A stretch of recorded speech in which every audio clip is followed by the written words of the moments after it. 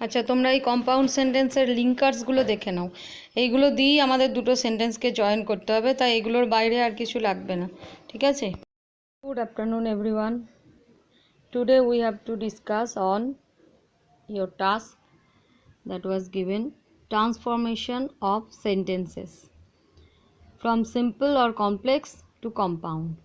ওকে, তাহলে আমাদের জানতে হবে কম্পাউন্ড সেন্টেন্সের ফিচার্সগুলো কী কী। Compound sentence must have more than one subject and more than one verbs, and there should be a linker that joins to coordinate clause.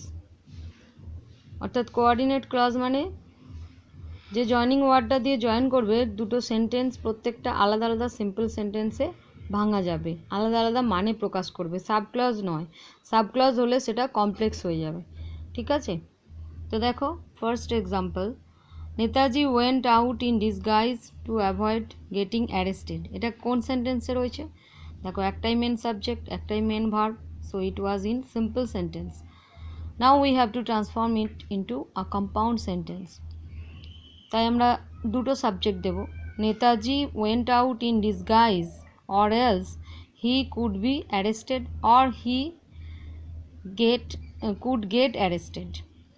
দেখো, এখানে নেতাজি আর হি দুটো সাবজেক্ট হলো, could helping verb, arrested main verb, এখানে একটা verb, আর went, তাহলে দুটো verb শর্ত সাপেক্ষ পূরণ করছে, আর কি অর এলস দিয়ে জয়নিং আছে। এই লিঙ্কার্সগুলো হবে কোঅর্ডিনেটর লিঙ্কার্স, এইগুলোর লিস্ট আমি আগেই তোমাদের দিয়ে দিয়েছি।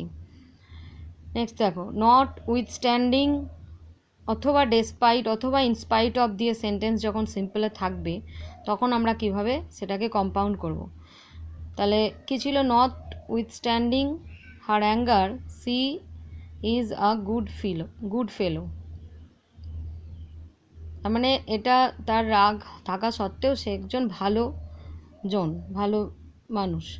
তাহলে she is angry but she is a good fellow, she is angry yet অথবা still she is a good fellow. এইভাবে আমরা এটাকে জয়েন করতে পারি। অ্যাপার্ট ফ্রম অথবা যদি থাকে besides being a carpenter my friend is a sculpture also. এরকম ধরনের অ্যাপার্ট ফ্রম বা বিসাইডস বিং থাকলে তুমি নট অনলি বা বাট অলসো দিয়ে জয়েনিং করবে, অথবা both and.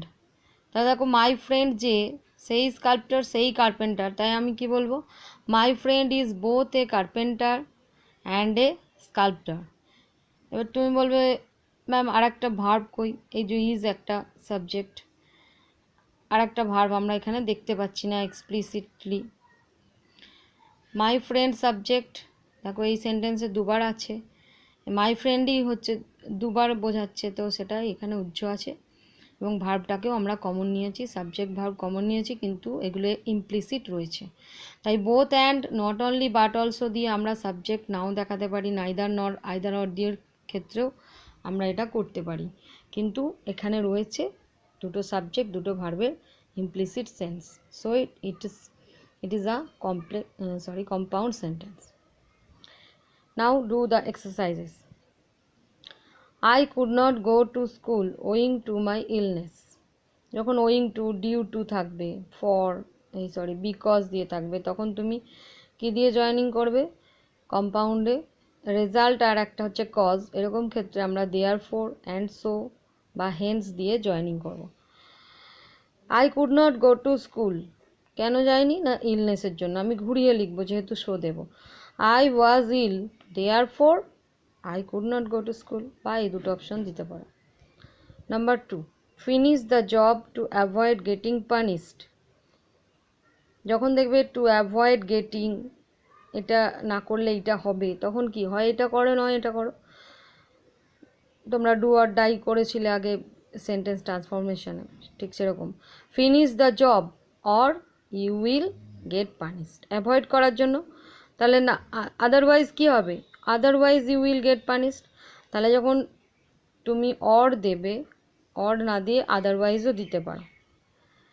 Rabi is a guitarist besides being a singer.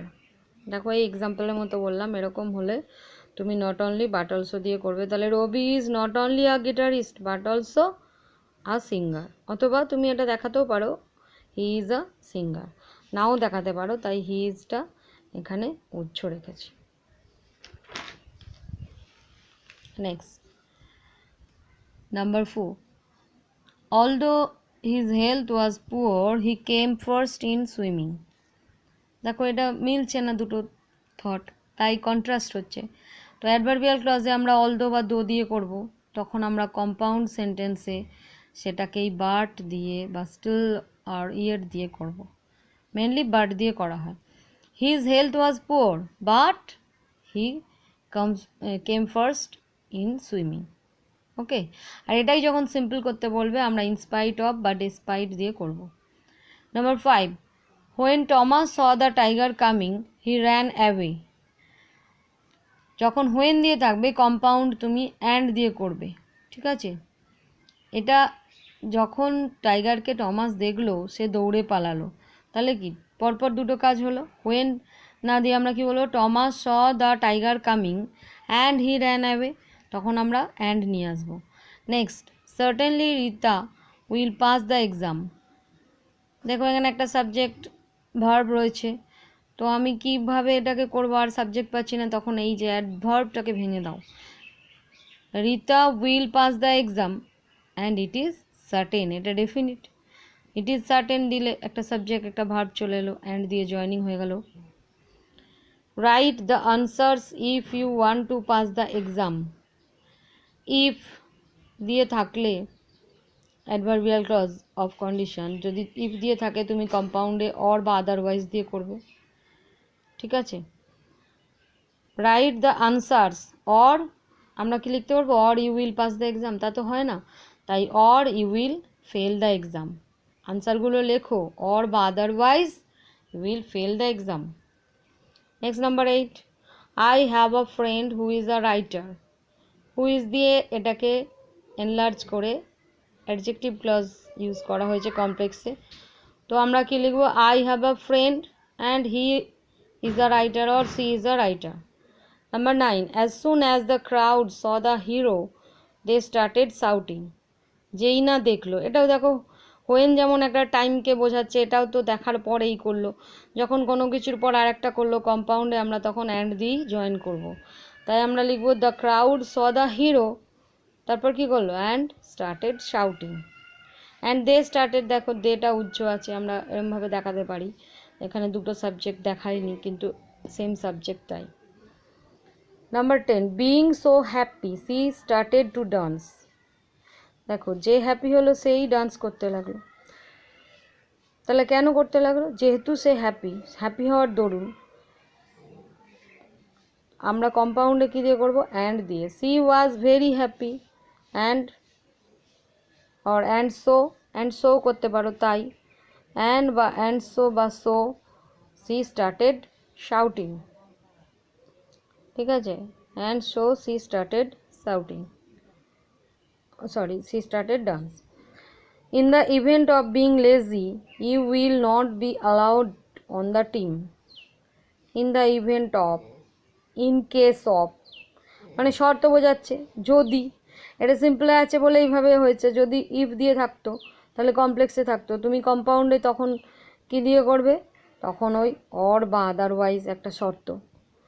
So you must not be lazy, or বা otherwise you will not be allowed on the team.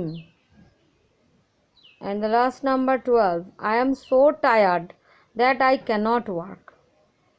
যারা two দিয়ে করেছে ওটা তো সিম্পল হয়ে গিয়েছিল, বুঝলে, তাই আমরা এটা সিম্পলে করলে এখানে ডবল টু এখানে টু যেমন শিখেছো এইভাবে, কিন্তু যখন এটা কম্পাউন্ডে করবে তখন দেখো একটা কার্য একটা কারণ বোঝাচ্ছে, মানে একটা কজ আর একটা এফেক্ট, সেক্ষেত্রে আমরা কি করব, সো হেন্স দেয়ারফোর বা অ্যান্ড সো দিয়ে করব।